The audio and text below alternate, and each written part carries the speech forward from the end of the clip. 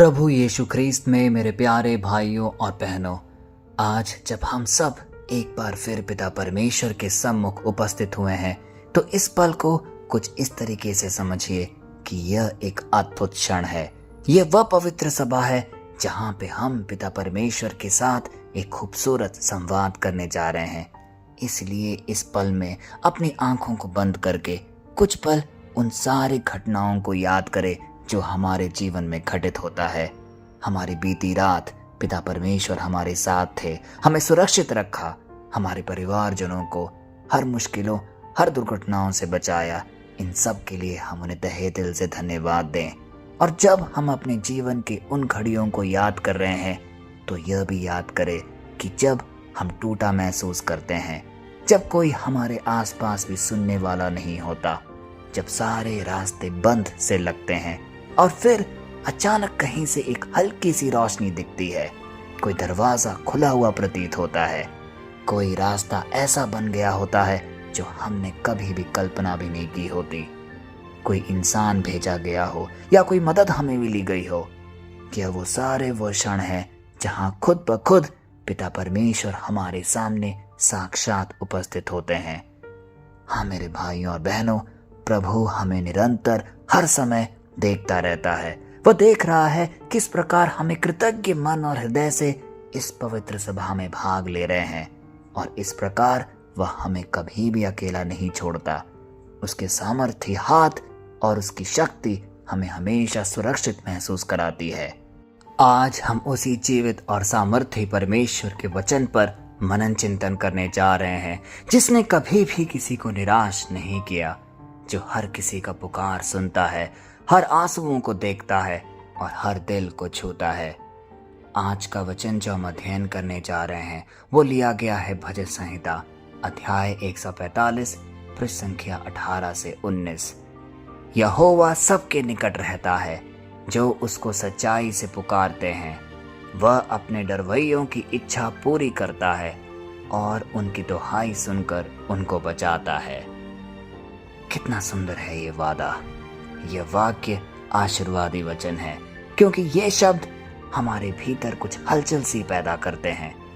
यहोवा सबके निकट रहता है।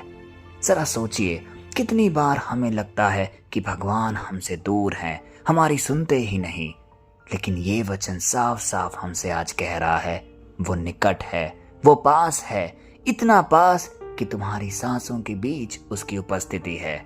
वो सिर्फ सुनता ही नहीं बल्कि जवाब भी देता है। अब अगर हम इस भजन के पीछे की पृष्ठभूमि को देखें तो हम यह पाएंगे कि ये भजन दाऊद का लिखा हुआ है। दाऊद अपने जीवन के अंतिम वर्षों में है और उसने प्रभु की दया को काफी करीब से महसूस किया है, युद्ध में, दुख में, अपमान में, गुनाह में और फिर क्षमा में। और अब वह अपने अनुभव को हमारे साथ साझा कर रहा है और वह कहता है, मैंने सब कुछ देखा है, पर एक बात सदा सत्य रही, यहोवा अपने निकट है उन सब के जो उसे सच्चे मन से पुकारते हैं। प्यारे भाइयों और बहनों, हम जब एक दैनिक रूप में इस प्रार्थना सभा में पिता परमेश्वर के वचनों का अध्ययन करते हैं, वह सार्थक तभी हो पाएगा जब हम उसे अपने जीवन से जोड़कर देखेंगे। हम सब प्रार्थना करते हैं, निरंतर करते हैं, पर क्या हमेशा सच्चाई से कर पाते हैं? कई बार तो हमारी प्रार्थनाएं बस आदत सी बनकर रह जाती है, जैसे सुबह उठकर 2 मिनट बोल दिया, रात को सोने से पहले कुछ शब्द कह दिए। लेकिन क्या हमने कभी रुक कर दिल से कहा है, हे प्रभु, मैं तुझसे बात करना चाहता हूँ, आज मेरे जीवन में यह चीज घटित हुई है। क्या मैंने जो आज कार्य किए हैं वो न्याय प्रिय हैं? क्या वे तुझे प्रसन्न करते हैं? यदि हम इस तरीके से अपने पिता परमेश्वर से एक वार्तालाप करेंगे तो वही सच्ची प्रार्थना है, क्योंकि आज दाऊद भी हमें ठीक वही समझा रहे हैं। परमेश्वर हर किसी के निकट है, पर उनके जो उसे सच्चाई से पुकारते हैं, यानी जो ईमानदारी से, दिल से, भरोसे के साथ उसकी ओर मुड़ते हैं। कभी कभी हम सोचते हैं कि परमेश्वर चमत्कार तभी करता है जब हम किसी बड़ी सभा में हो, किसी पवित्र जगह पर एकत्रित हो या किसी संत की शरण में जाएं।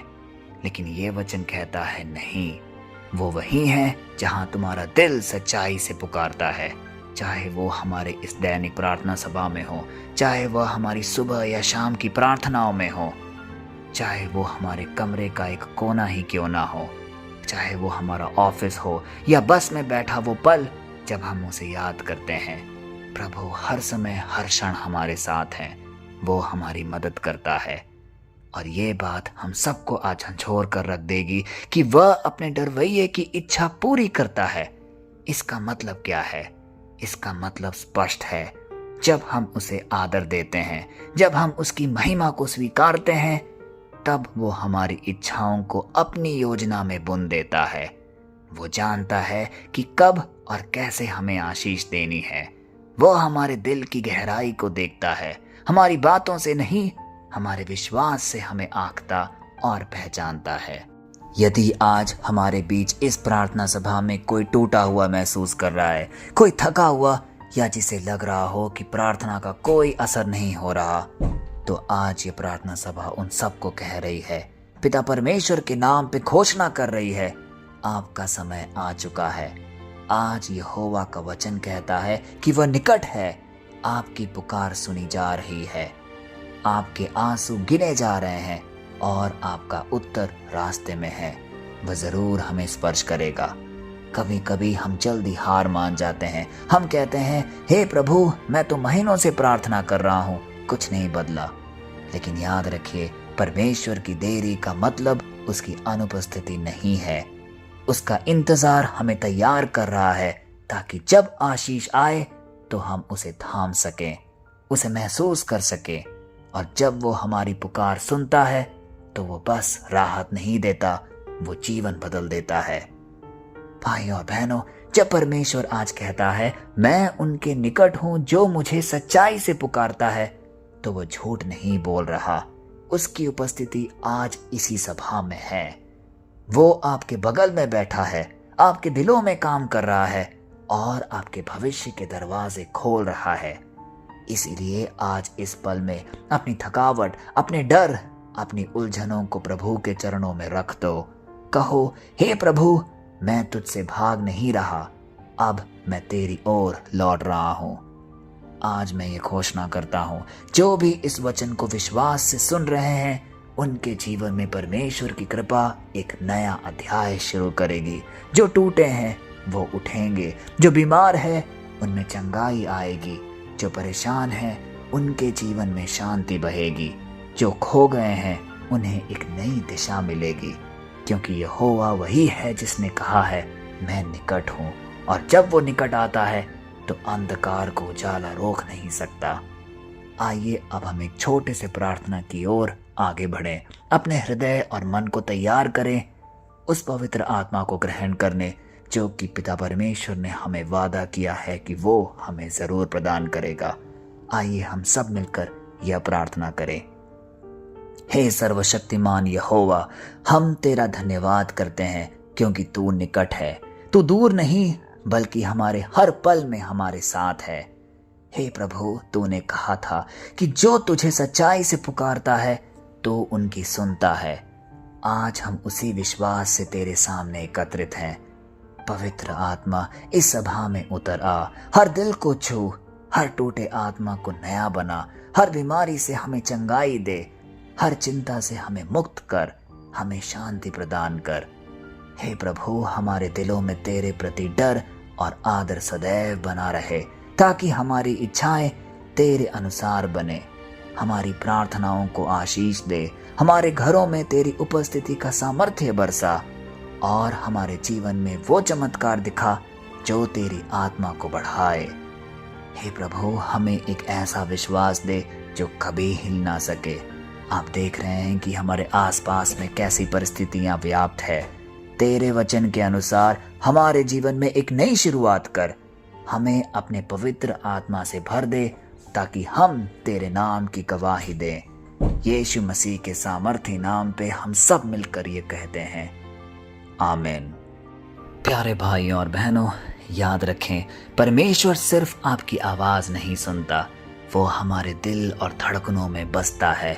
वह सब कुछ देख रहा है, वो यह भी देख रहा है कि किस प्रकार हम निरंतर हर रोज उसके वचनों पर अध्ययन कर रहे हैं। और आज वो हमसे कह रहा है, मत डर, मैं तेरे पास हूँ।